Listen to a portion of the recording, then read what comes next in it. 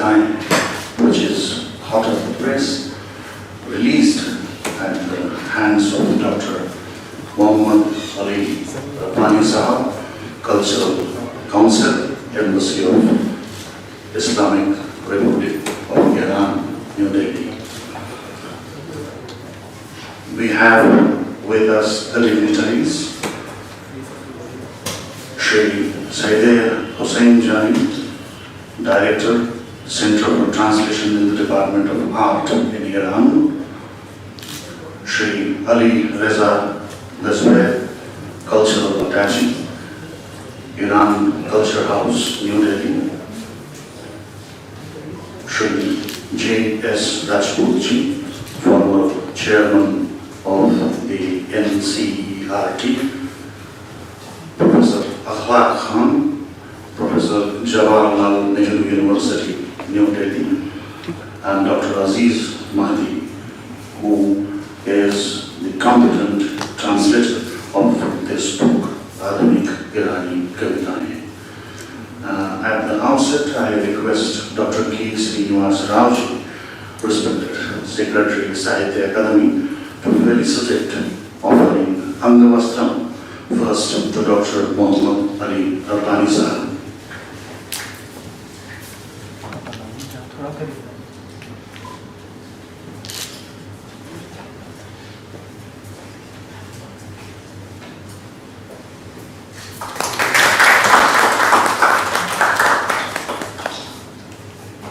Then to Shri Sahitya Jani Sahab.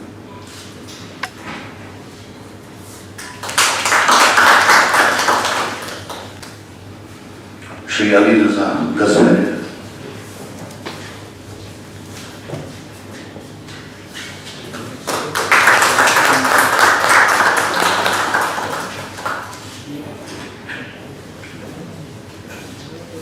Dr. J.S. Rajputji.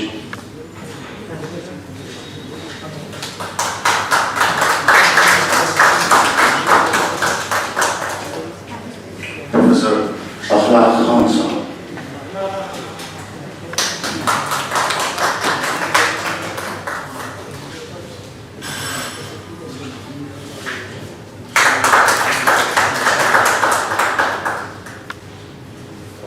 Professor Akhlaq Khan. After that, Shri Aziz Mahdi.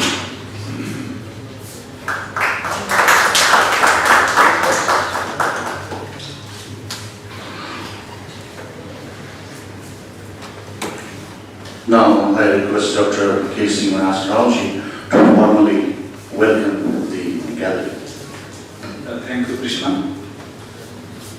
Dear Mr. Muhammad Ali Rabindra, Cultural Counselor of Embassy of Islamic Republic of Iran in India, Madam Sahitya Jani, Director, Center for Translation, Department of Arts, Tehran, Mr. Ali Reza Ghazwe, Cultural Attaché, Iran Cultural House, New Delhi, and very soon we are going to miss him in India. He's going back this Friday, he just mentioned. And Professor J.S. Rajput Sahab, who is the former chairman of NCERT, Professor Akhlaq Khan, a professor at Jawaharlal Nehru University, Mr. Aziz Mahdi, eminent translator, and friends of Sahitya Akademi. I am glad to welcome all of you for this function to release and launch Adhunik Irani Kavitayen, translated into Hindi by Mr. Aziz Mahdi. Friends, it is a well-known fact for the literary lovers of India and Iran, as well as those who are familiar with Akademi's cultural exchange programs and few Indo-Iran literary meets which we had organized in the past, that cultural and literary relationship between India and Iran is very ancient. It is also true that the amount of Persian literature in India during the Middle Ages adds vibrancy to diverse Indian literature. Of course, prose and other genres also existed, but it is poetry that formed the core and chunk of such a literature. Given such an intricate relationship between India and Iran, it is but natural that we should continue the relationship and take it forward to the next level. The world has changed a lot in the past 100 years, and relationship between nations based on knowledge transmission and exchange of ideas is bound to last much longer than the ones that are based solely on commercial relationship. One may wonder why poetry in this day and age. Well, poetry is very important in human life, irrespective of technological advances and material achievements. For poetry ornaments and decorates our thoughts, feelings and emotions and help one to express one's emotions in an easily understandable and relatable manner. Without poetry, our psychological or inner world will be barren in expressions. There are many advantages and importance of poetry in humanity, but I would like to quote from Gurudev Rabindra Tagore instead of me trying to express in my own language as to why India and Iran poetry is important. I quote, I used to dream of a Persia where bulbuls made love to the roses, where in dreamland gardens poets sat around their wine cups and invoked visions of ineffable meanings.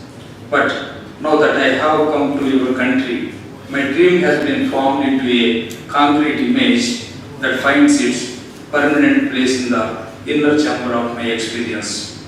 I have visited Sadi's tomb. I have sat beside the resting place of office and intimately felt its touch in the glimmering green of your woodlands.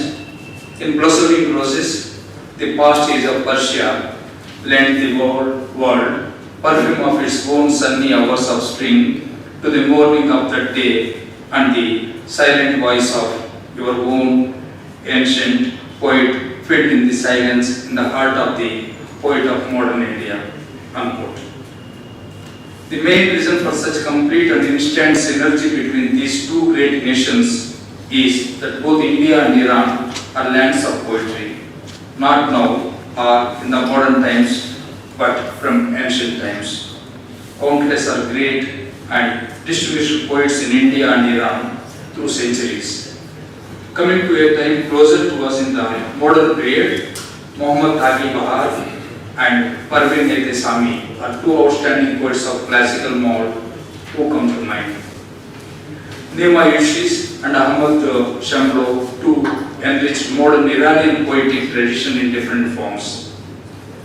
Feridun Moshri, Muhammad Reza Shafi Kadkani, Reza Barhani, Ali Abdul Reze and Ali Babchani and many other poets in the recent decades have contributed in rich vein to Iranian poetry.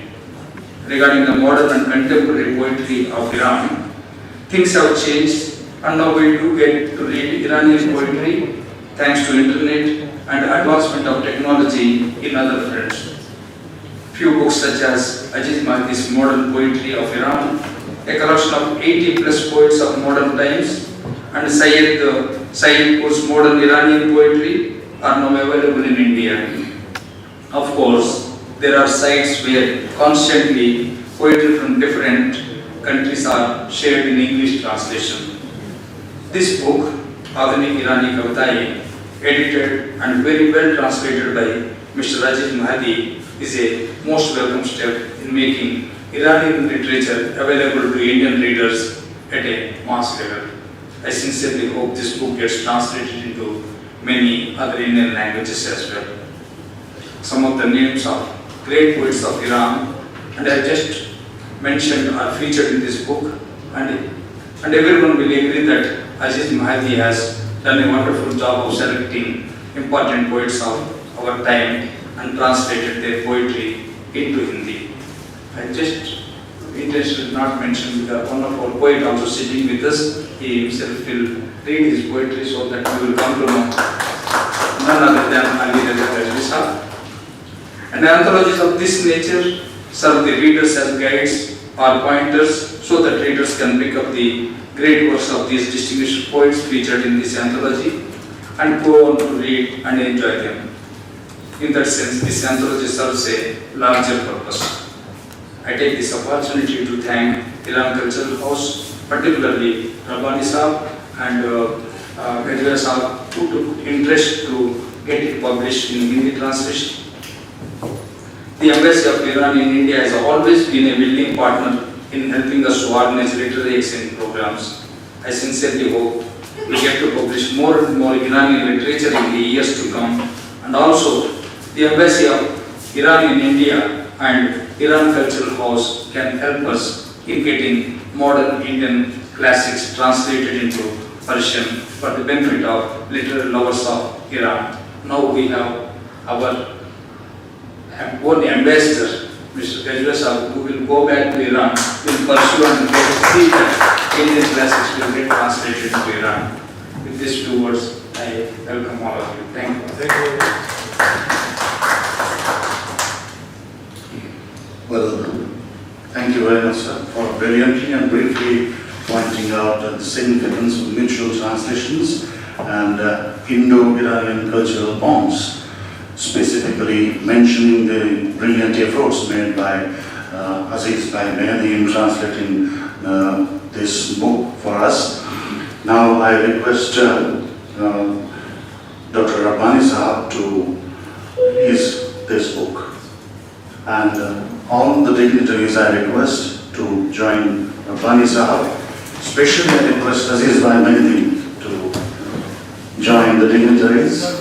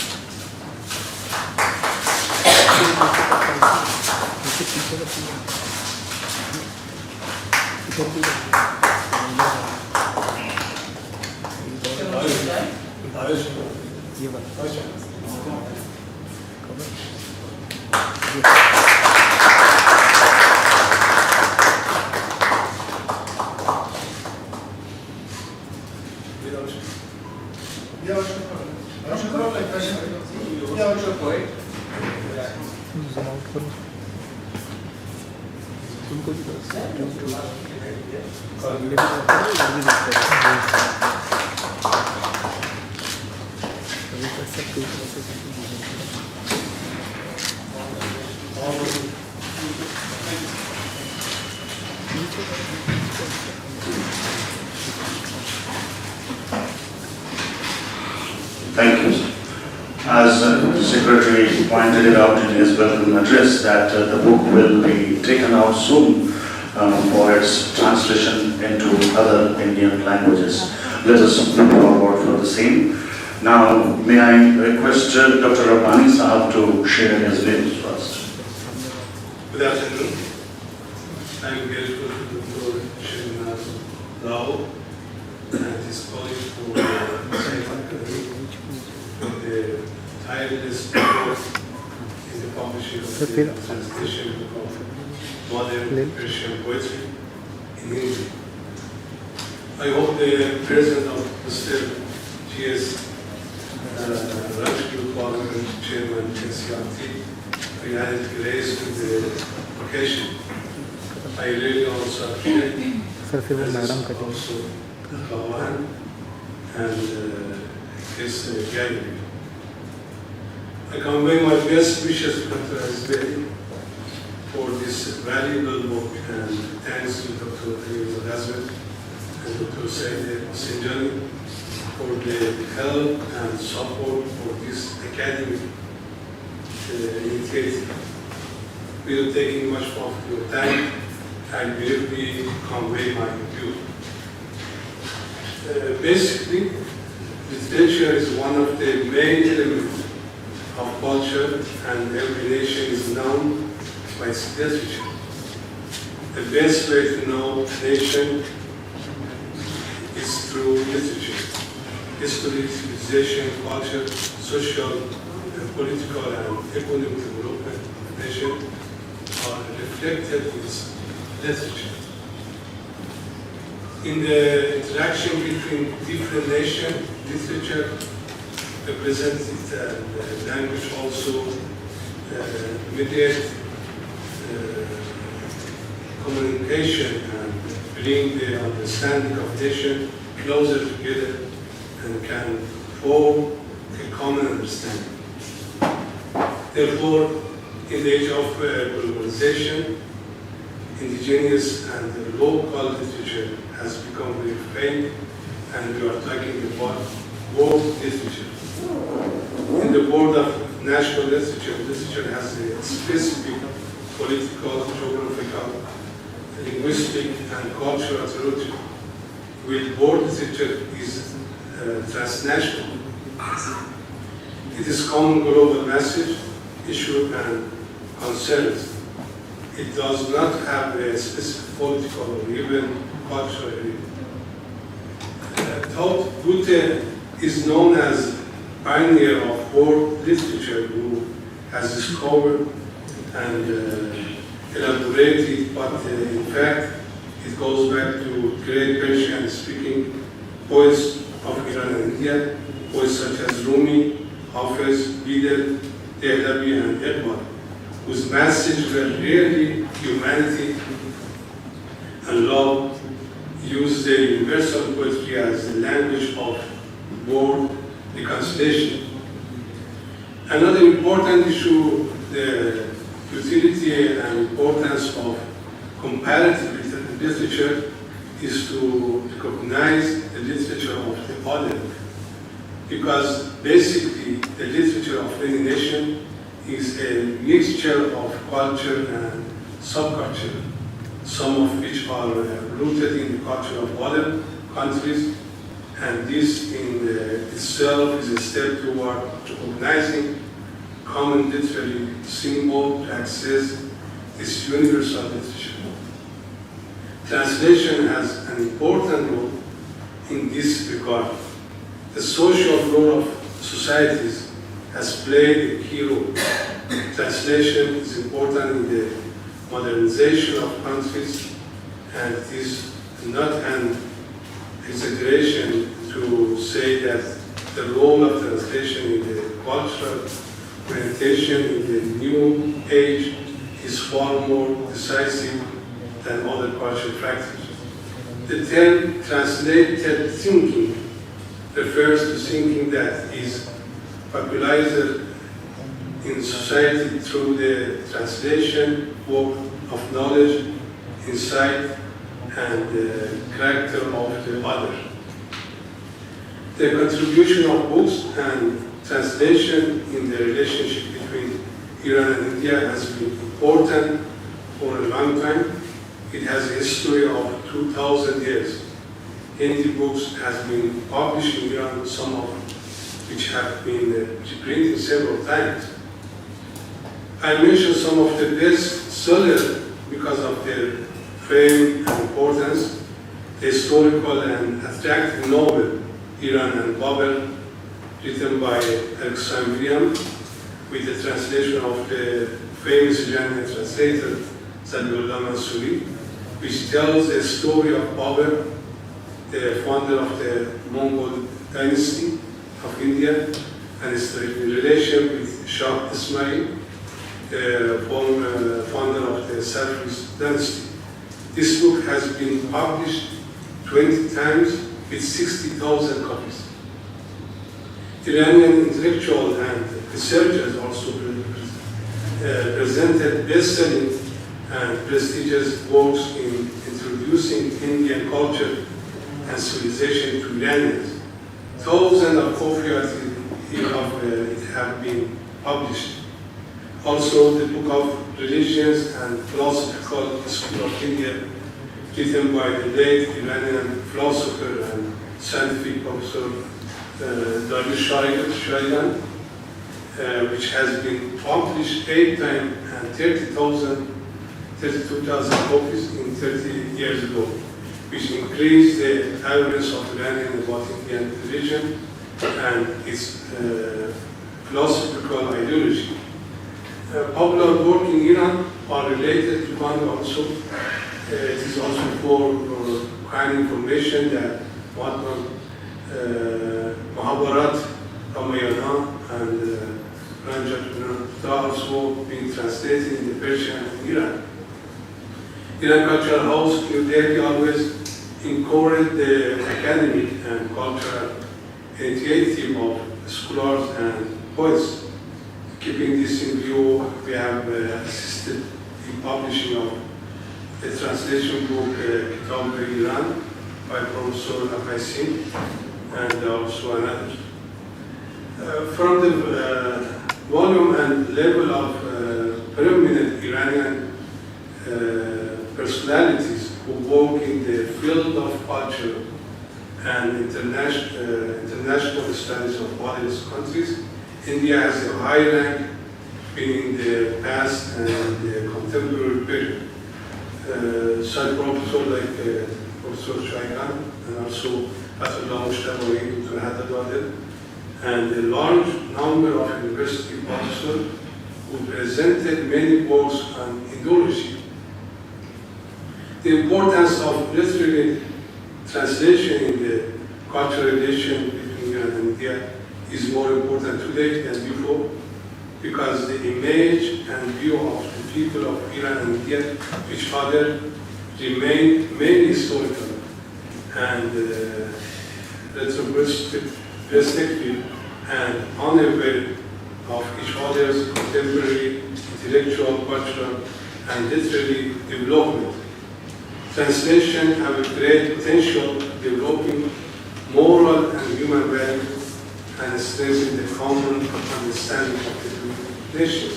Hopefully, we will see the translation and publication of contemporary Indian literature books in Iran as soon as possible, and the path of joint cooperation between Iran Cultural House and Sahitya Akademi in translating and publishing literary works of the two countries will be more smoother and future, and we will see more cooperation this field. Thank you very much.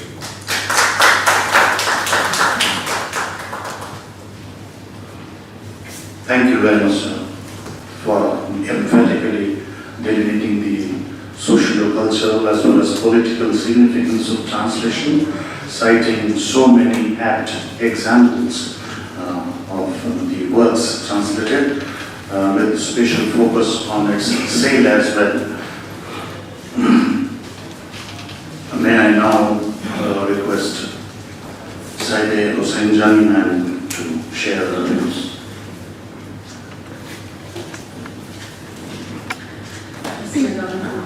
سلام علیکم. من ترجیح میدم که به زبان فارسی صحبت بکنم و زحمت بکشم ترجمه، از اون جهت که این کتاب به زبان هندی ترجمه شده و اینطور مطرح شد که قرار هندی صحبت بشه در اینجا.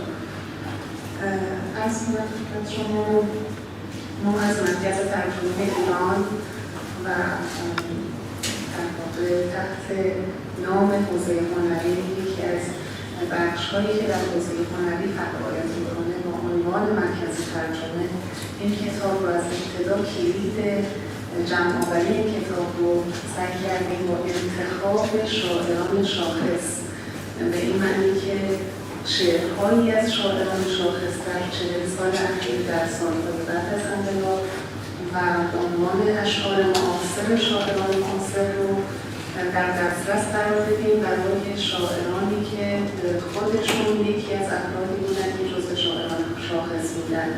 اینها این کتاب رو برای ما جمع‌آوری کردن.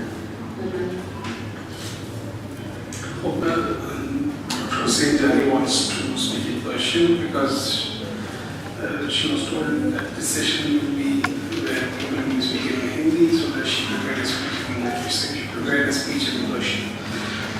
She is head of Persian Center of Translation and was a women organization in Iran, Tehran. And at that Center of Translation, the idea of this collection was proposed there. It was done, a collection was made for known poets and their poems, the contemporary poets also, and the poets themselves, they selected these poems with the help of other poets. So it's all poets who sat down together and made this book possible to be made as an anthology or a collection of modern Persian poetry which can be bought or sent to the non-Persian speaking world. پس N کتاب به زبان‌های مختلف در کشورهای مختلف استقبال شده و N معنی که به بیش از 12 زبان تقریبا ترجمه شده و در بعضی از این ترجمه‌ها استقبالی در حد جایزه ملی باش برآورده شده. به زبان ارمنی من چند از این زبان رو خدمتتون میگم. زبان کردی، زبان ارمنی که جایزه کتاب سال رو در بخش ترجمه در کشور ارمنستان صاحب شد، به زبان اردو، به زبان انگلیسی که باز صاحب جایزه کتاب منطقه‌ای شد، به زبان روسی ترجمه شده، فرانسه، ایتالیایی که در بخش ناشران فرهنگی صاحب نگاه ویژه شد در ایتالیا، به زبان آذری و آذربایجان، در دو خط خاص به زبان ترکی رسانده و چندین زبان دیگه عربی، مالایی، چندین زبان دیگه هست که کار شده و چاپ شده در کشورهای مختلف. This book has been published in various languages of the world. To be precise, she said 12 languages of the world, and some of these translated works have won the international prize for translation in various countries. In Armenia, the book was given Book of the Year award. In Korean language, Urdu, Russian, Italian, Azerbaijani, and Arabic.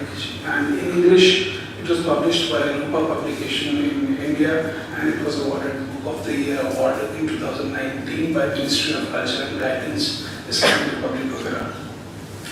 Is an جهت که مترجمانی که N کتاب‌ها رو ترجمه کردن خود اکثراً در 99% اوقات شاعر بودند و به نوعی یک فرد مترجم دو زبانه محسوب می‌شدند که به عنوان مثال آقای عزیز مهدی که اینجا هستیم در خدمتشون خودشون یک فرد دو زبانه محسوب میشن. در اون حد که میتونن ضرب المثل‌های فارسی رو حتی بیان بکنن، حتی میتونن با لهجه خاصی شهر در کشور ما به اسم اصفهان میتونن با این لهجه صحبت کنن. در دانشگاه ادبیات در ایران ایشون دانشگاه خارجی ایشون در اونجا زبان فارسی رو تا مرز دکترا ادامه دادن و همونجا هم تدریس میکردن. اینقدر مسلط هستن به زبان فارسی و در این حال با شعر هم آشنا هستن. کتاب شعر فارسی ایشون به تازگی چاپ شده در ایران. میخوام بگم که این یکی از نکات موفقیت میتونه باشه و در اصل یکی از نکته هایی که باید رعایت بشه برای بحث ترجمه، از اون جهت که ترجمه رو فقط به چشم صنعت نباید دید، به چشم هنر باید دید و وقتی اون هنر باشه در ترجمه یک اثر به زبان دیگری، این میتونه الهام بخش باشه و میتونه روح کلام و جان کلام رو منتقل بکنه. She talked about how poets themselves collected these collections, and most of them were the translators were themselves poets in certain occasions. And with the example of myself, I was there in Iran, and she explained about me, which I'm not going to go in detail about. And I did my best to translate it in English and Hindi. And according to her, translation is an art. So if an art is translated and the work of translation is going through an artist who is translating this art, it becomes more valuable, it becomes easier to transfer those emotions, those thoughts, which the artists themselves can feel and then communicate to the reader. And that was the soul of the poetry can be conveyed to the reader. برای ترجمه یک بحثی هست که میتونه باعث تقویت و تحکیم بین ملت‌ها بشه، پیوندهای فرهنگی رو تحکیم بکنه و خصوصا وقتی که این نکات رعایت بشه درش و حقیقتا ما سعی کردیم که ترجمه رو من همیشه این رو میگم به عنوان یک کار وظیفه‌ای و به عنوان یک کار ادبیاتی صرف نبینید. اینکه شعر خودش یک جانی داره و دل آدم‌ها در آن یک جایگاه خودش رو داره، ولی به هر حال ترجمه رو باید به عنوان یک پلی که این پل تشکیل شده و ساخته شده از خشت‌ها و آجرهایی از نور، از آینه اگر ببینید این رو، اون وقت ترجمه خواهد بود. She talked about how translations make relationships between various cultures stronger, and translation itself of a poem which has life, poem itself has a life, and translation is a bridge that is made up of those bricks which make other people traverse it and make a connection between various cultures which is made possible through translation. در حال چون N کتاب بسیار امیدبخش هست، من خوشحالی خودم رو و تشکر خودم رو اعلام میکنم اینجا از دوستان عزیز که زحمت کشیدن و این کار رو به هر حال همکاری کردن با ما و امیدوار هستم که این مسیر ادامه پیدا بکنه. امیدوار هستم که این روم که حرکت کرده مسیرش هم بالاتر و بازتر باشه و به اقیانوس منتهی بشه و انشاءالله که به بار پربها و سبز برسیم در نهایت بین ملت‌ها که برخوردن. She's talking in poem herself. She's not speaking, she's communicating in poem. She's thanking for the book which has been translated, and according to her, may this be the first of the steps which is taken in the direction of more to come. And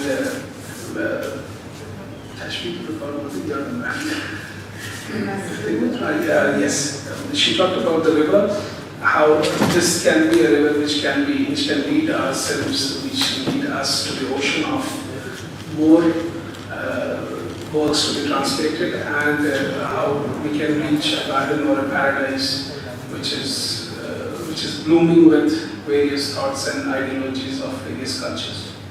there ادامه N مجموعه ها به هر حال مجموعه مختلفی هست در زمینه ادبیات. کتاب‌هایی هست که در زمینه دفاع مقدس کار شده به عنوان یک رمان و در حال حاضر داره به عنوان یک منبع درسی در دانشگاه‌های آمریکا تدریس میشه. این ترجمه‌ها رو هم ما در کنار ترجمه‌های ادبیات و شعر داریم. چون شعر زبان دل هست و بیشتر بر دل میشینه، این رو بیشتر استفاده شده در زبان‌های مختلف. ما این آکادمی رو داریم که این همکاری رو ادامه بدیم و مجموعه‌های دیگری به زبان‌های مختلف هست، به خصوص در هند و زبان اردو، هندی و انگلیسی داریم ترجمه‌هایی که آماده است، از جمله گزیده شعری که خواسته زنان شاعر معاصر هست. We have many other works which are in the pipeline, and they have been translated into various languages, English, Urdu, and not Hindi, she has not mentioned Hindi, and various topics such as sacred defense of Iran, which is there, but they are mostly prose, not poems. So they also have the capability of being transferred into various languages. But poem itself is, because it has language of art, it was translated earlier. But we have more works which can be translated, which can be published, and I hope that such works also be taken into consideration to be published in the future stages.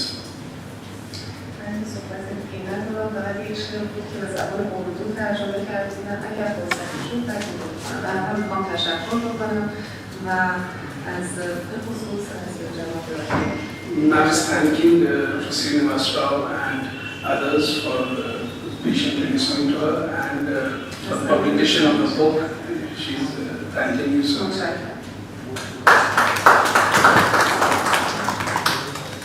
Thanks, Bhavan, and thanks, Sahitya, for translating Mandarin for us. Now I request Sri Ali Reza Kazwe to speak. بسم الله الرحمن الرحیم. خدمت یکایک عزیزان عرض سلام دارم. چون پای اردو حرف بزنم.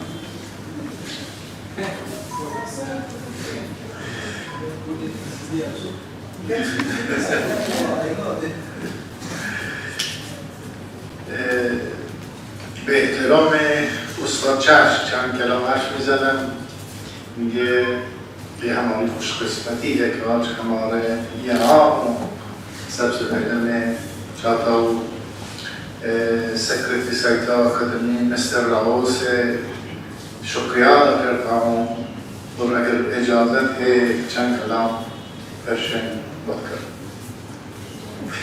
ارزم به حضورتون من به عنوان یه شاعر و نویسنده در ایران هستم و درست 10 سال دیپلمات فرهنگی بودم ولی افتخارم همین شاعری و همین نویسندگی است. Although I have been a diplomat for the last 10 years, but I am known in Iran as a writer and a poet, and this is which I am proud of, being a poet and a writer.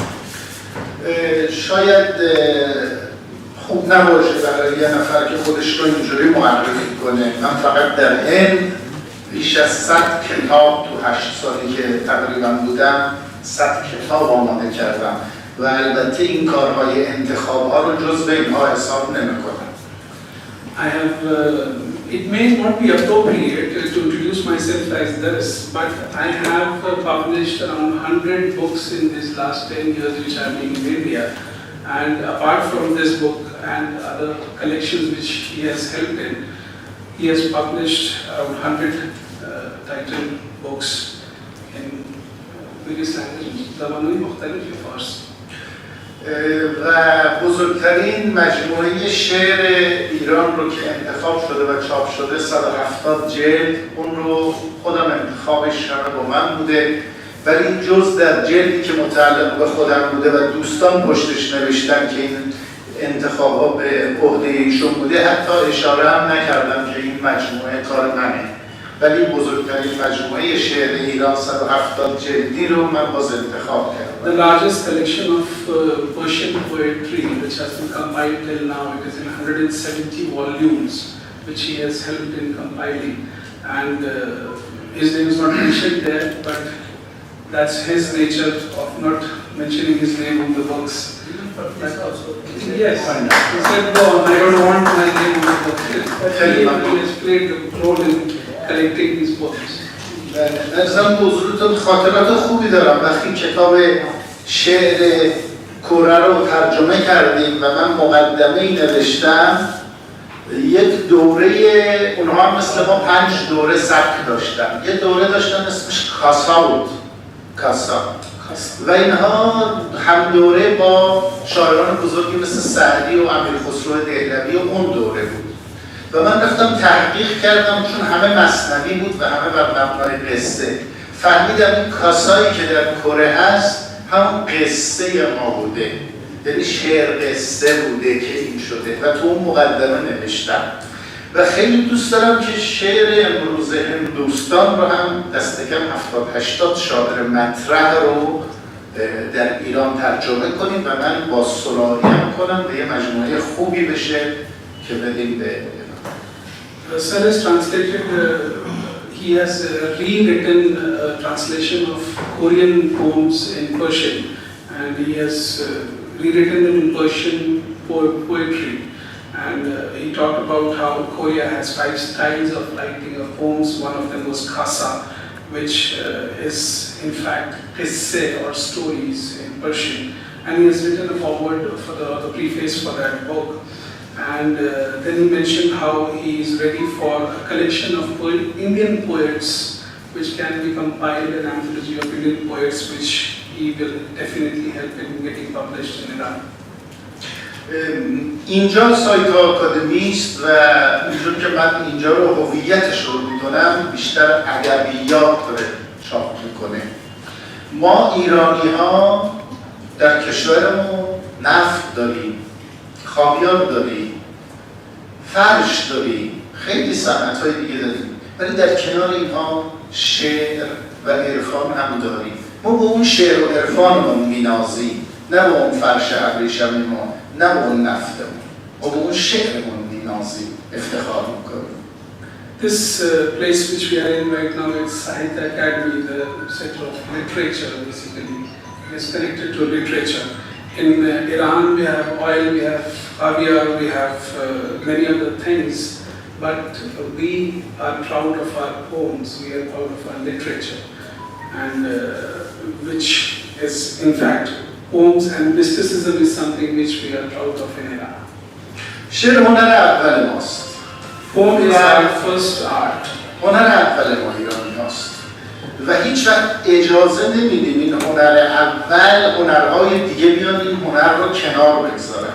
We have never let the other arts to come and displace the first position which this art holds, poem holds in our culture. در خیلی از کشورهای دنیا الان ادبیات و شعر نقش یک سرونت هنرهای مثل cinema و موسیقی رو بازی میکنه. یعنی هنر اول دیگه نیست. In various countries, poetry has been made a servant of other arts like cinema and others. But in Iran, it's not like that. N چیز خطرناکیه. باید مواظب باشیم همیشه هنر اول شعر باشه، نویسندگی باشه. ملتی که رمان قوی نداره ملت قوی نیست. We should focus on the fact that poem should always be the pioneer or on top of other arts, because this is a dangerous precedence if poem is displaced by other arts. آخرش چی گفتید من یادم؟ حالا ترجمه می‌کنیم باز. عرضم به حضورتون از توی نویسنده های بزرگ، شاعران بزرگ حکیم میاد بیرون. الان بیدل شما یک حکیمه، شنکراچاریا یک حکیمه، محمد اقبال یک حکیمه. حکیمان کسانی هستند که در دنیا فقط اینها اجازه دارن حکم کنن و حاکم باشن. حکیمان باید حاکم باشن. حکیم حاکم، حکم کردن از حکیمه. حکیمان صاحب اندیشند. اینها طبقه بالایی هستند. اینها باید در جامعه نفوذ کامل داشته باشن و جامعه ای که برش حکیمان حاکم باشن جامعه بسیار بالایی. اینها از ادبیاته. اینها رو، این ادبیات رو مقامش رو بالا بداریم. شعر بالاترین مقامه و هنرهای دیگه، سینما، موسیقی، چیزهای دیگه، هنرهای تجسمی، وقتی شعر در روحش دمیده میشه اینها بالا میرن. اگر سینما ایران رشد کرده، اگر موسیقی ایران رشد کرده، به خاطر نفوذ ادبیات پاک درشه، ادبیات اندیشمند است. این مجموعه شعر یه مجموعه درست از اندیشه ناب ایرانی است که عرضه شده.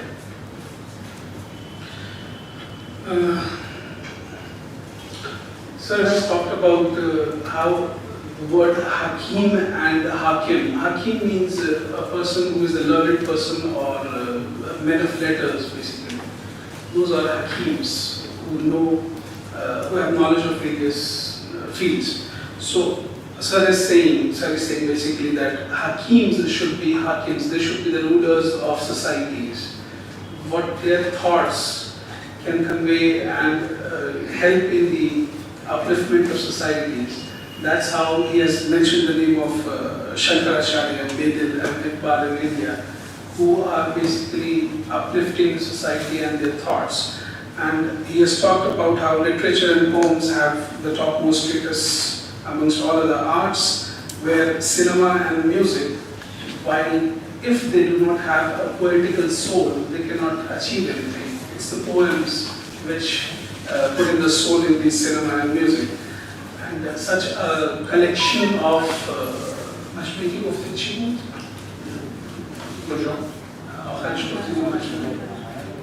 The collection right now is a collection of thoughts and ideologies of Iranian writers and poets, which is compiled in the form of this book. و امیدوارم که این مجموعه زود به دست من بیاد. این کتاب 6 ماهه چاپ شده، ما هم 6 ماهه بتونیم به کتاب خوب از شما چاپ کنیم در مدت 6 ماه. I wish that the collection of Indian poems reach my hands as soon as possible, and we have published it in 6 months, and I promise that if it reaches me, I'll publish that also in 6 months. در کارهای ادبیات کودک و نوجوان هم ایشون درخواست کرده بود. کارهایی هست انشاءالله براشون برمی‌فرست. We do have works of children and adolescent section which you have talked about, they have talked about with you and they convey to you and send it to you as soon as possible.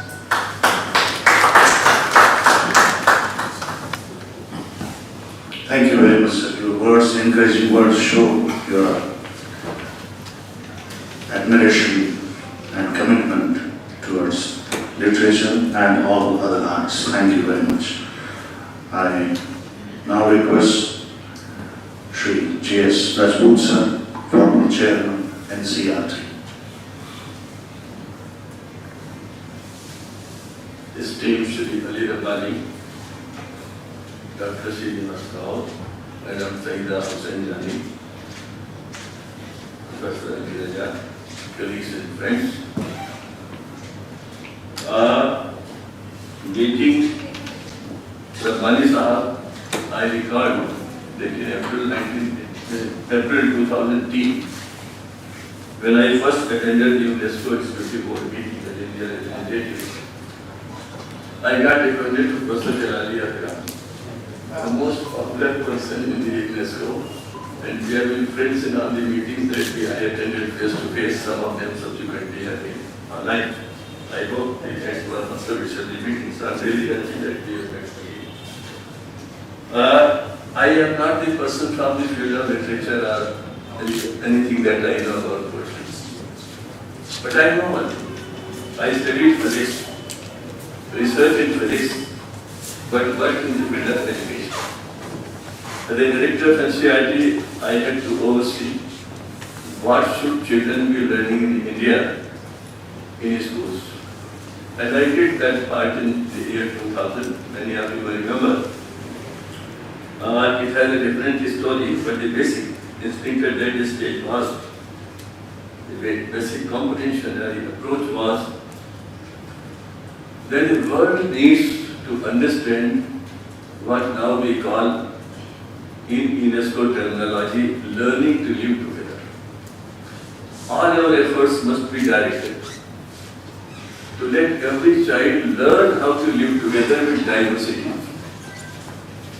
and how to see, visualize and internalize unity in diversity. And this can come only from a pure heart. If a teacher is teaching with a pure heart, if a story is told with a pure heart, if a poem is read with a pure heart,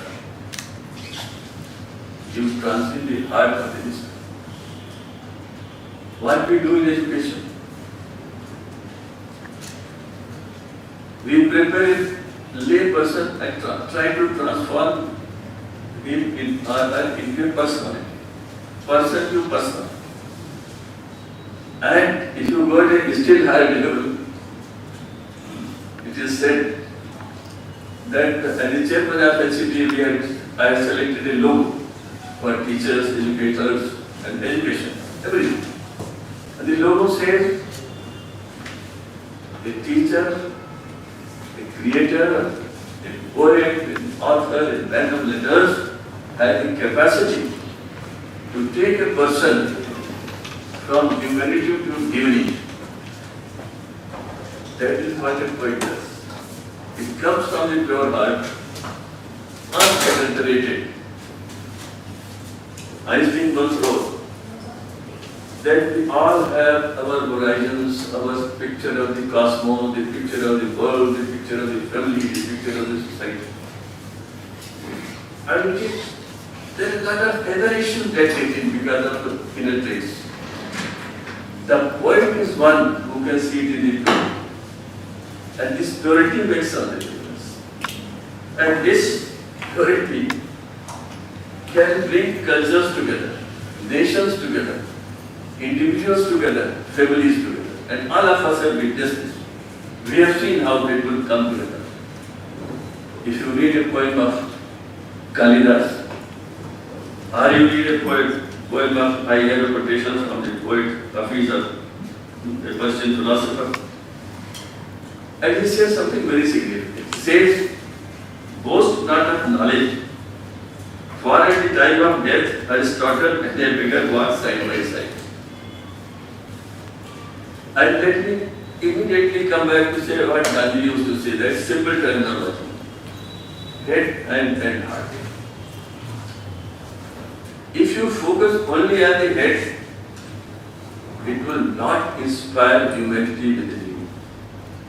Bertrand Russell said that if humanity pursues only knowledge, it will destroy itself. It has to learn discretion. And I have to find out how can I get an example that if you pursue only knowledge, humanity will destroy itself. And I have an example. When the first atomic explosion took place in Los Alamos in 1945, science was at speed, knowledge was at speed. There were scientists who were thinking how it will be utilized for the welfare of humanity. There were men in power who were thinking how they will make a Hiroshima and Nagasaki. And therefore, knowledge alone could really destroy humanity. And that is something who can prevent it. Only a nourished heart and nurtured mind can prevent it. And this nourishment and nurturance comes from literature, comes from cultural exchanges, comes from interactions of pure hearts, and we presume that a poet has a pure heart. His idea, his imagination. A reference came to Gurudev. Gurudev drew that difference.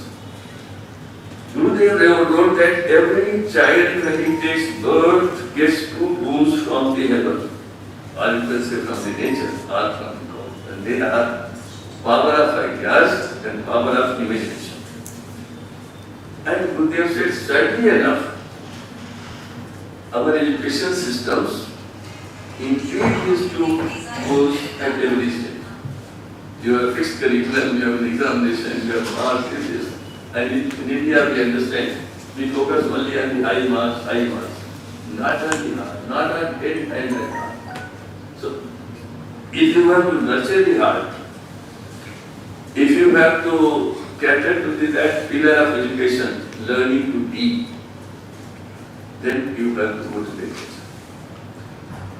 There is no society in which people don't want to listen to poems, stories, know about the traditions of others, cultural diversities of others, everybody wants to know. And that part is looked after by the translation. The translation acculturates human beings to a higher level. A good translation can enhance the cultural advancement of society. And that is how it should be encouraged. Gradually only I have learned about it. And let me take a couple of more minutes and say, because this is something that I wanted to tell. Why somebody writes a poem? I am not a poet. I have the presence of people who are poets. But what I am going to say, let me see whether how the poetry actually reflects at all. You know, S. Chandrasekhar, who got a Nobel Prize in Physics, and my background is physics, so I read a couple of things about physics. In 1979, he wrote a book, Beauty and the Quest of Beauty in Science. Beauty and Quest of Beauty in Science. And he said, and here I say, when a poet thinks, creates his own cosmos, envisions a cosmos, and then finds out what he is going to put on paper, his ideas and imagination are poetic. Same applies to a scientist. I am not talking of the scientists, the researchers who are working by the UGC norms, etc. But the highest level of science and quest. But I am using the words of Chandrasekhar. He says, the scientist does not study nature because it is useful to do so. अभी लगेगा कि क्या कहा जा रहा है, लेकिन थोड़ा सोचे तो लगेगा यही सही. A scientist, a true scientist, not the research sponsored by the pharmaceutical companies. We are talking about the true scientists, as they did in Iran, India, and others. A true scientist does not study nature because it is useful to do so. He studies it because it takes pleasure. You write a poem because it helps you. It nurtures and nourishes your heart and mind both. It connects you with others. But now, Chandrasekhar goes on. Because he takes pleasure in it, and he takes pleasure in it because it is beautiful. If nature were not beautiful, it would not be worth knowing, and life would not be worth living. I mean the intimate beauty, he defines.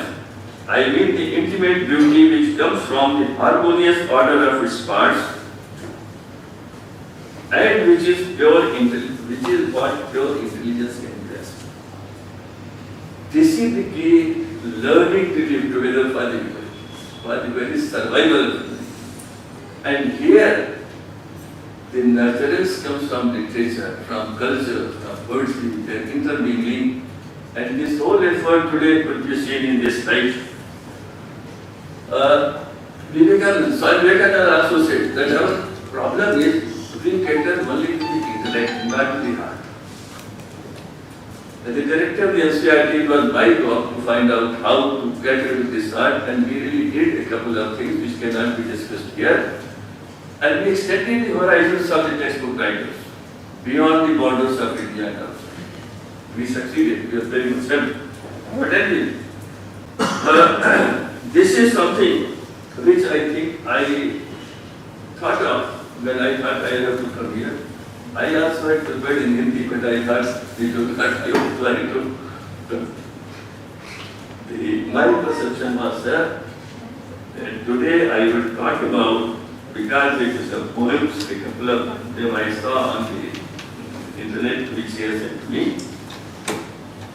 We are all striving in every culture for what we call truth, beauty and goodness. Poetry can enhance truth, beauty and goodness, what in India we call Satyam, Shivam, Sundaram. And I see that it is not only in India that we talk about this what is what family has society, but everywhere human beings want to connect with it. And this thing about beauty, which I have said just now, I was quite surprised when I read this poem of Keats, who says, talking about the truth, beauty and goodness. Keats wrote few lines on this. I have not read much about it, but these two lines struck me. Says, beauty is truth. Truth, beauty. And that is all. Only a poet can say this. Beauty is truth, beauty, that is all we need to know. That is all we need to know on earth. And that is all it should be. Nothing else is. This is truth, beauty and goodness. Ajaz Mehdi has contributed to it. I am here because his Walid Sahab, Abbajan to aajkal jara dar lagta hai, insisted that I should be here. So I am here. I congratulate him.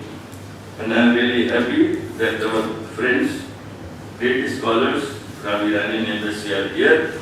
They have helped us. Yes. Let such efforts of the Sahitya also help people learn to know, learn to do, learn to live together, and learn to be and become. And we should realize it is the poetry that joins us. The reference came to Shankaracharya. Yes. Shankaracharya said that Brahma Satya Jagat, everything is temporary. And what God is? वाजी चाहे अटफाल है दुनिया में रहती, होता है सबो रोज तमाशा करे. This all tamasha that's going on every day, and you see the relation between Shankaracharya and Gandhi. So you become any poet from any culture, any country, any time. They do not replace each other. In science, you discover a theory of church, the idea theory is contradictory. But in poetry, it is all harmony, symphony and synchronization. So let that become our greater objective in such efforts. I congratulate all of them, and I am very happy this has happened and so many people have helped. Thank you very much for inviting me. I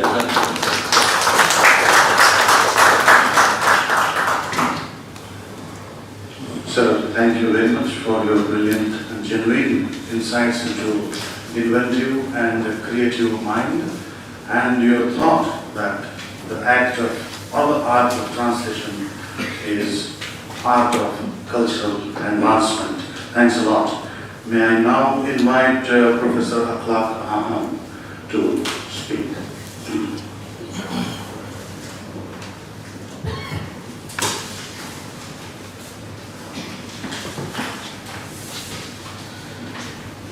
शुक्रिया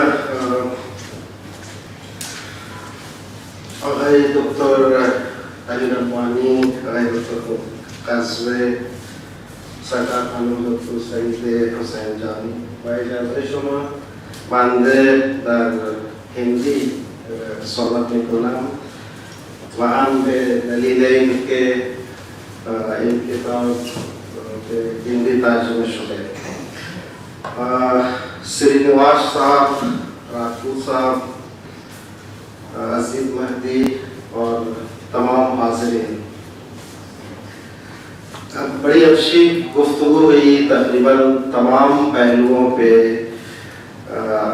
अदब, literature और जो तर्जमा है उसके क्या तहजीबी, सकाफती, सांस्कृतिक पहलू हैं, उस पर गुफ्तगू हुई। बुनियादी तौर पे ये जो काम है जो कंटेम्प्रेरी पर्शियन पोइट्री तकरीबन पिछले 100 साल के का मजमुआ है, और इसमें 99 शोरा हैं, और खुद अजीज़ ने इसमें लिखा भी है कि हमने 99 जानबूझ के इसलिए रखा है ताकि ये सिलसिला ख़त्म ना हो, ये चलता रहे। इस बात की एक अलामत है। ज़ाती तौर पे मुझे ये लगता है कि शायरी ऐसी चीज़ है, और शायद बहुत सारे जो क्रिटिक हैं पोइट्री के, उनकी राय ये है कि शायरी का तर्जमा नहीं हो सकता। ये खुद शायरी की एक तारीफ ये होती है, एक डेफिनेशन ये होता है। इसलिए शायरी का तर्जमा सबसे मुश्किल काम है, और अगर कोई उसके साथ इंसाफ कर सकता है तो वो खुद शायर है। और बड़ी खूबसूरत बात इशारा किया था मोहतरमा सईद हुसैन जानी ने अजीज़ महदी के हवाले से, और मैं खुद ज़ाती तौर पे जानता हूँ, ये मेरे ये छोटे भाई की तरह हैं। तो ये इन्होंने ये हिंदी ज़बान को, ज़ाहिर है इनकी अपनी ज़बान है, उसको जानते हैं। फ़ारसी इन्होंने ईरान में सीखी है, वहाँ से PhD न सिर्फ की बल्कि वहाँ पे पढ़ाते भी रहे तेहरान यूनिवर्सिटी में।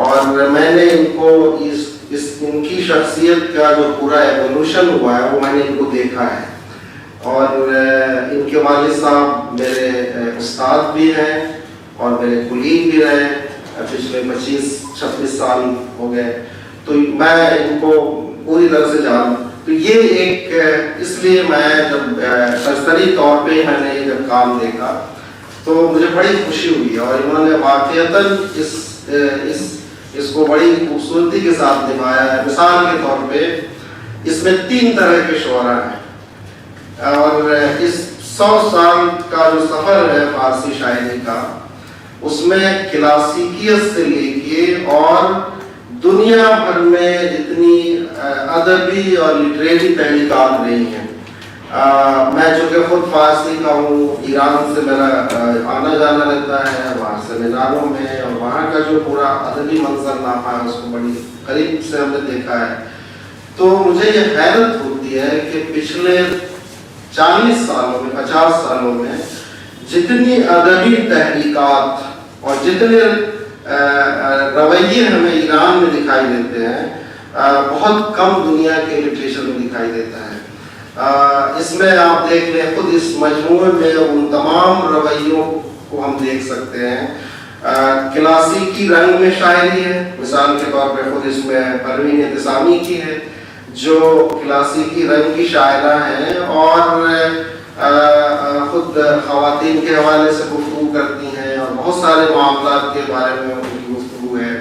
اس کے بعد وہاں پہ پچھلے جو 100 سال میں ایک نئی جو پوری ایک تحریک چلی ہے خاص طور سے شعر میں، اس کو شعر نو کہا گیا اور اس کا جو بانی ہے وہ نیما یوشیج ہے.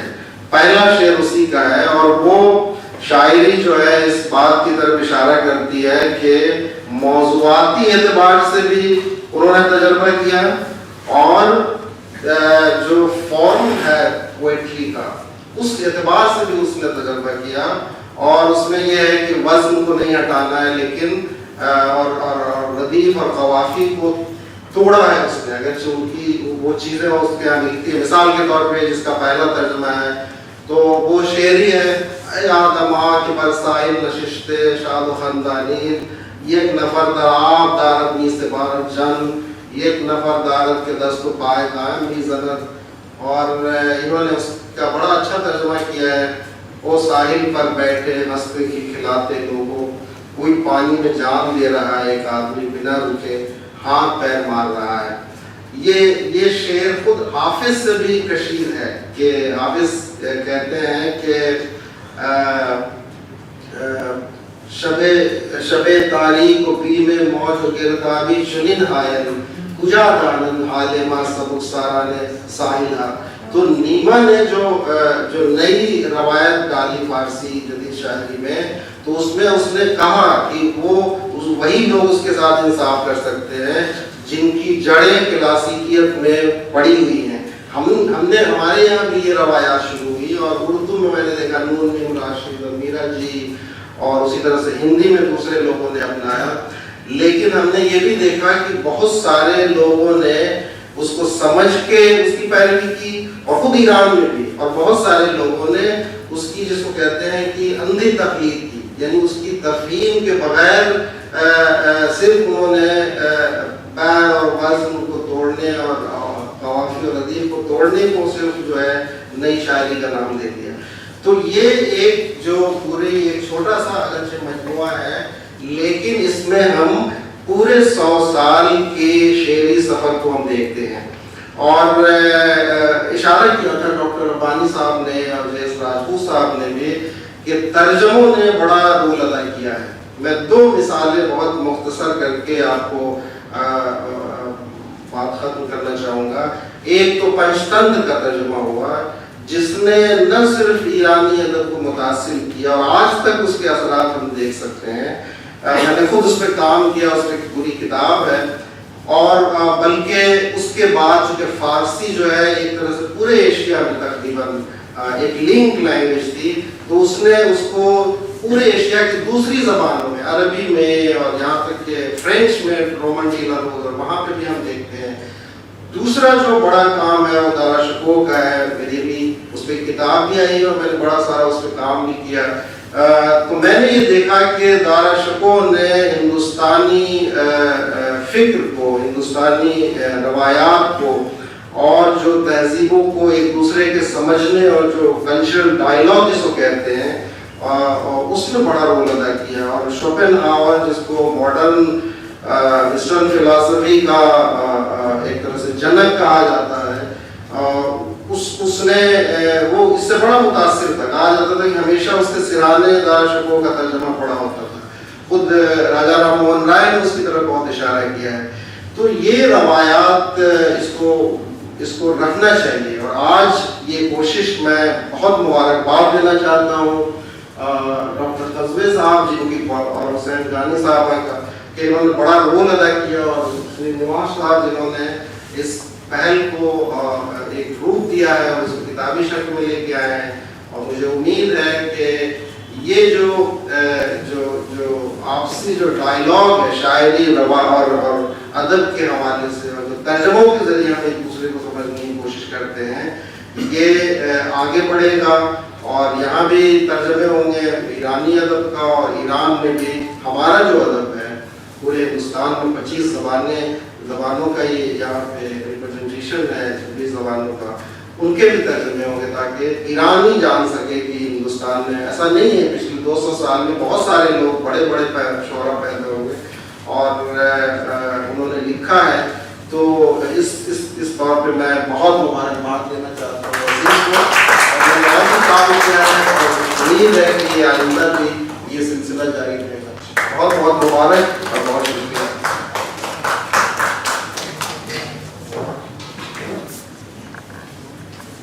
Thank you, Professor Klasa.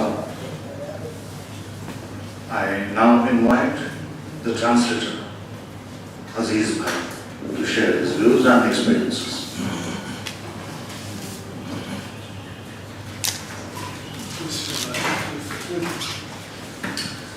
سب سے پہلے میں ایک بات لکھوں, میں ہندی حرف پہ زیادہ مستعد تھا کہ مخاطب میں بہت زیادہ ہیں, شما بھی فهمید, استاد بھی فهمید. میں یہاں پہ زیادہ بات نہیں کرنا چاہتا. میں اپنی طرف سے جو مجھے بولنا تھا میں نے اس کتاب کو پریفیس میں لکھا, شعر و شاعری کے بارے میں, فارسی شاعری کے بارے میں, فارسی آئیڈیالوجیز اینڈ تھاٹس جو ایران کی ہیں اس کے بارے میں. میں نے اس کے پریفیس میں کافی حد تک ایک کنسائز پرسپیکٹو دینے کی کوشش کی ہے. آپ لوگ پڑھیں گے تو آپ کو اچھا لگے گا. میرا ابھی جو یہاں پہ بات کرنے کا جو مقصد ہے وہ صرف شکریہ ادا کرنے کا ہے. سب سے اوپر سے اگر میں شروع کروں جہاں سے اس کتاب کی مہم چھڑی, تو میں خانم دکتر حسین جانی اور استاد قزوے اور ہمارے ایک متر ہیں ایران میں مسٹر آسمان, انہوں نے اس کام کی جسے کہتے ہیں وہ نیو ڈالی اور شروعات کی اس کام کی. میں ان کا شکریہ ادا کرتا ہوں. میں اس کے بعد سرینواس راؤ صاحب کا شکریہ ادا کرتا ہوں کہ انہوں نے اس کتاب کو اس لائق سمجھا کہ ساہتیہ اکیڈمی سے پبلش ہو پائے. آ جاتے ہیں انوبھو جی کے پاس, جنہوں نے اس کتاب کو اس پرستت شکل میں حاضر کیا اور بہت ہی سپیڈ کے ساتھ حاضر کیا, جس کی مجھے کوئی ایکسپیکٹیشن نہیں تھی کہ اتنی جلدی ہو جائے گا. انوبھو جی نے اس کو سراہا ہے اس کتاب کو, اور میں اس کے لیے ان کا بہت بہت بہت آبھاری ہوں. انہوں نے بہت کوشش کی. آ جاتے ہیں اپنے دوستوں کی طرف. ہمارے دوست, میں ان کا شکریہ ادا کرنا چاہتا ہوں. انہوں نے ہمارا سپورٹ کیا. ہماری فیملی, ہمارے گھر والے, ہماری پتنی سدرا, ان کا میں شکریہ ادا کرنا چاہتا ہوں. ان لوگوں نے کافی سپورٹ کیا ہمارا کہ ہم اس کتاب کو اس شکل تک پہنچا پائیں. آگے بھی میں امید کرتا ہوں کہ پرشین میں جو سٹوریز ہیں, شارٹ سٹوری کلیکشن ہیں یا اپنیاس, بڑے اپنیاس بنوں کے, اس کو ہندی میں انوادت کیا جائے اور یہاں پہ ساہتیہ اکیڈمی میں چھاپا جائے. یہاں کی جو کلیکشن ہے میں حاضر ہوں اس کو فارسی میں ترجمہ کرنے کے لیے. استاد قزوے اس کو ایرانی انداز میں ڈھال دیں گے اور اس کو پرشینائزڈ کر دیں گے, ایون ان دیٹ سینس, جو ایران میں آپ لوگ پبلش کر سکتے ہیں. کافی کام ہے کرنے کے لیے جس کے لیے میں حاضر ہوں. ابھی میں صرف آپ کے لیے 2 یا 3 کویتائیں چھوٹی چھوٹی پڑھ دیتا ہوں تاکہ آپ کو اس کتاب میں جو چیزیں چھپی ہیں وہ کیا ہیں, اس میں سے میری سلیکشن کیا ہے وہ میں آپ کو بتا سکوں. زیادہ لمبے نہیں ہیں, سب نے 5-7 منٹ لیا ہے تو میں 3-4 منٹ میں ہی سمیٹ دوں گا. بس کوشش یہ کروں گا کہ جو بہترین کام میری شکل سے میرے ذہن میں ہے میں ان کو آپ تک پہنچا سکوں, آپ کے اندر وہ روچی جو ہے وہ جگا سکوں کہ آپ اس کتاب کو خریدنے کی جرأت کریں یا پھر اگر گفٹ ملتی ہے تو پڑھیں. ایک شاعر ہے مہدی حمیدی شیرازی صاحب, ان کا شعر ہے ہنس. کہتے ہیں میں نے سنا ہے کہ یہ خوبصورت ہنس کیسے مرتے ہیں, دھوکہ دینے والے انداز میں جیتے ہیں اور اسی انداز میں مرتے ہیں. موت کی رات ہنس اکیلا کسی لہر پر سوار ہو کر کہیں دور کسی کنارے پر جا کر جان دے دیتا ہے. اس کنارے میں بیٹھ کر وہ کئی غزلیں کہتا ہے تاکہ خود غزلوں کے بیچ آخری سانس لے. ایک گٹ کے لوگ اس بات پر بھی وشواس کرتے ہیں کہ وہ عاشق پرندہ جہاں عاشقی کرتا تھا وہی مرتا ہے. موت کی رات ڈرا ہوا اسی طرف بھاگتا ہے تاکہ موت سے بے پرواہ ہو جائے اور جان دے دے. اگر میں یہ بات نہ بھی مانوں پھر بھی میں نے تو کبھی نہیں دیکھا کہ ہنس ریگستان میں جا کر مرتا ہو. اگر وہ سمندر کی باہوں سے ایک دن باہر آتا ہے تو ایک رات اسی سمندر کی باہوں میں مر بھی جاتا ہے. تم میرا سمندر تھی، اپنی باہیں کھول دو، کیونکہ یہ اکیلا ہنس اب مرنا چاہتا ہے.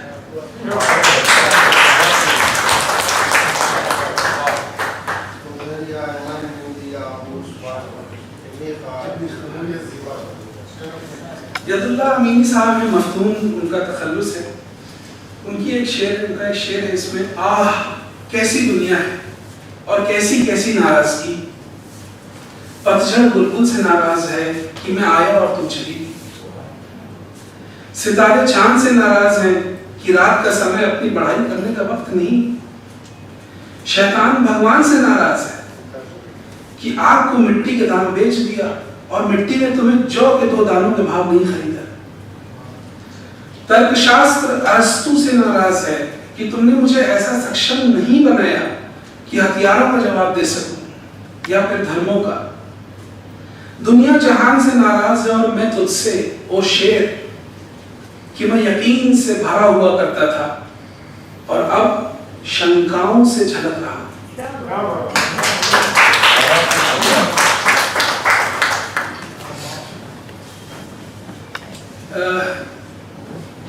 منصور اوجی صاحب ہیں، ان کا ایک چھوٹا سا شعر ہے، ایک تھاٹ ہے، بیسیکلی آئیڈیالوجی ہے. شعر کا نام ہے کھوپل.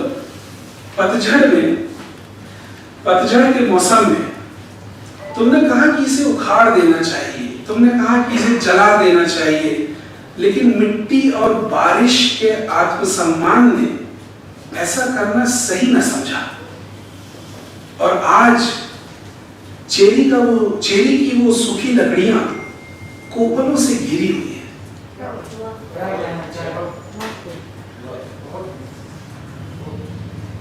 ایک شعر ہے حمید مصدق صاحب کا جس کا ٹائٹل ہے سیب. کہتے ہیں تم میرا مذاق اڑا رہی تھی، تمہیں معلوم نہیں تھا کہ میں نے اسے پڑوسی کے باغیچے سے کس خوف اور ڈر کے ساتھ چرایا تھا. مالی میرے پیچھے بھاگا، اسے وہ سیب تمہارے ہاتھوں میں دکھا، اس نے غصے سے میری طرف دیکھا. آدھا کھایا ہوا سیب تمہارے ہاتھوں سے زمین پر گرا. تم چلی گئی، لیکن آج بھی اتنے سال گزرنے کے بعد میرے کانوں میں تمہارے قدموں کی آہستہ لیکن ابرام سرسراہٹیں آج بھی مجھے پریشان کرتی ہیں. اور میں پوری طرح اسی سوچ میں ڈوبا ہوا ہوں کہ آخر ہمارے چھوٹے سے باغیچے میں سیب کا پیڑ کیوں نہیں تھا.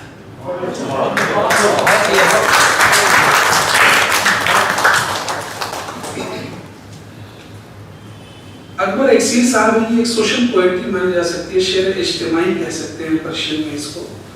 انہوں نے لکھا ہے، شعر کا نام ہے شاعر. شروع کرتے ہیں، ملیحہ کو پتا ہے، ملیحہ ان کی پتنی کا نام ہے، ملیحہ کو پتا ہے کہ اگر میں مر جاؤں تو بیمار پڑ جاؤں گا، اس لیے مجھے دفنانے سے پہلے سیرپ، ٹیبلٹ اور پانی کا ایک گلاس، ایک الارم کی گھڑی پر ہر 8 گھنٹے کا الارم لگانا یاد رہے.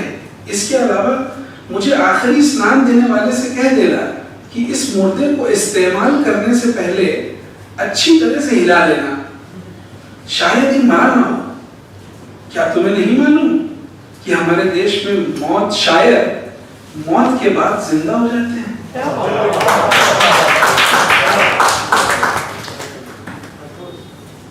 یونیورسلٹی آف تھاٹ کی ایک بات ہے، جو کئی ایموشنز ہوتے ہیں جو ہم لوگ ہندوستان میں اور ایران میں یونیورسل ہیں، سب نے سوچے ہیں، لیکن ایک ایرانی شاعرہ جو ہیں، ایک ایرانی خانم ہیں، انہوں نے اس کو لکھا اس طرح. آپ کو سنیں گے تو آپ کو یقین ہو جائے گا کہ ہاں ہم نے بھی یہ سوچا ہے، لیکن کبھی ایسا لکھنے کا نہیں سوچا اس کو. یہ آزاد تہائی نام کی ایک خاتون ہے جو ڈاکٹر ہیں پروفیشن سے، لیکن ان کا یہ شعر اس میں ڈالا ہے میں نے. شعر کا نام ہے آپدا. کہتی ہیں، لوگ آتے ہیں، زندگی جیتے ہیں، مر جاتے ہیں اور چلے جاتے ہیں. लेकिन तुम्हारी जिंदगी की आपदा उस पल शुरू होती है जब एक व्यक्ति मर जाता है, लेकिन कहीं जाता नहीं, वहीं रह जाता है, और उसका ना होना तुम्हारे अस्तित्व की गहराइयों में इतना बस जाता है कि तुम जिंदा होने के बावजूद भी मर जाते हो, और वो मरने के बाद भी जिंदा हो जाता है। बहुत बहुत शुक्रिया आपका।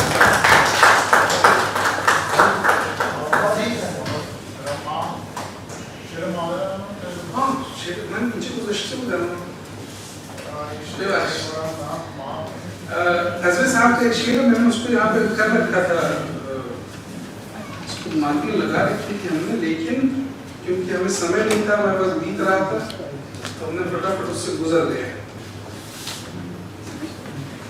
हजरत साहब का शेर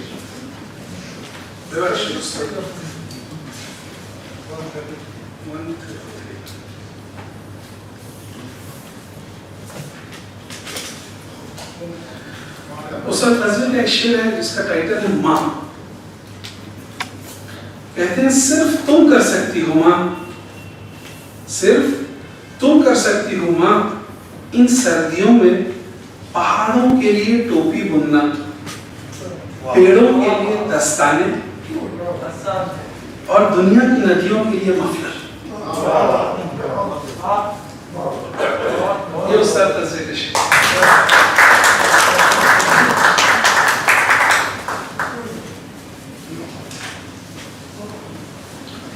Well, this August function is here.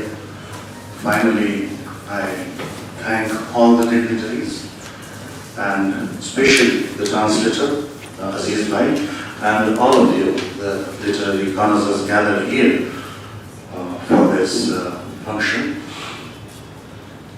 And I refer to Professor Clark's talk that he mentioned that the number of poets kept in this book deliberately 19. So 99. I wish Aziz Bhai best to go on to 199.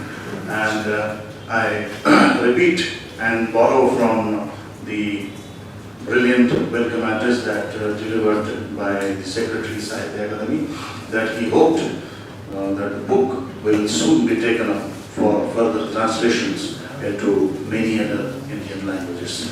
So, wish you all the best. Thanks a lot. So, all are invited for tea at the passage adjacent to this auditorium.